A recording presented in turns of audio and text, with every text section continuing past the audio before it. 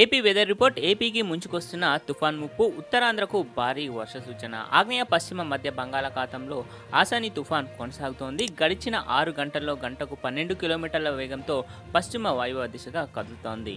So ఈ న్యూస్కి సంబంధించిన కంప్లీట్ డీటెయిల్స్ క్లియర్గా తెలుసుకుందాం ఫ్రెండ్స్. ఈ తుఫాన్ కారణంగా ఏ జిల్లాలో భారీ వర్షాలు, అతి భారీ వర్షాలు పడున్నాయో తెలుసుకునే ముందు మీకు చిన్న రిక్వెస్ట్, ఈ వీడియోని లైక్ చేయండి. అయితే ఖచ్చితంగా ఒక లైక్ చేయండి ఫ్రెండ్స్. మీరు ఇచ్చే ఒక్క లైక్ నాకు ఎంతో సపోర్ట్ అయిన ఎంకరేజింగ్గా ఉంటుంది.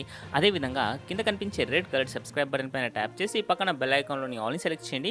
అప్పుడు నేను అప్లోడ్ చేసే వీడియోస్ ముందుగా మీరే చూడొచ్చు. వివరాల్లోకి వచ్చినట్లయితే సోమవారం రాత్రి కాకినాడకు 390 కిలోమీటర్లు, విశాఖపట్నానికి 390, అదేవిధంగా గోపాలపూర్కు 510 కిలోమీటర్లు, అదేవిధంగా పూరికి 580 కిలోమీటర్ల దూరంలో కేంద్రీకృతమైంది. మంగళవారం క్రమంగా ఉత్తర కోస్తాంధ్ర, ఒడిశా తీరానికి దగ్గరగా వచ్చి దిశ మార్చుకుని ఉత్తర ఈశాన్య వైపు కదులుతూ వాయువ్య బంగాళాఖాతంలో ఒడిశా వైపు వెళ్లే అవకాశం ఉంది.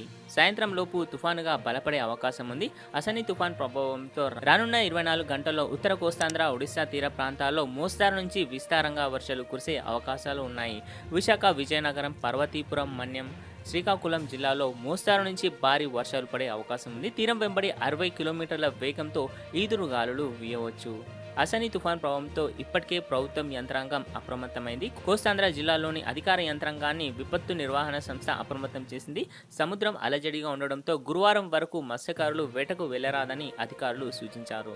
రైతులు ముందుగానే వ్యవసాయ పనుల్లో తగిన జాగ్రత్తలు తీసుకోవాలన్నారు. ముందస్తు సహాయక చర్యలకు ఎస్టీఆర్ఎఫ్, ఎన్డీఆర్ఎఫ్ బృందాలు సిద్ధంగా ఉన్నట్టు విపత్తు సంస్థ డైరెక్టర్ తెలిపారు.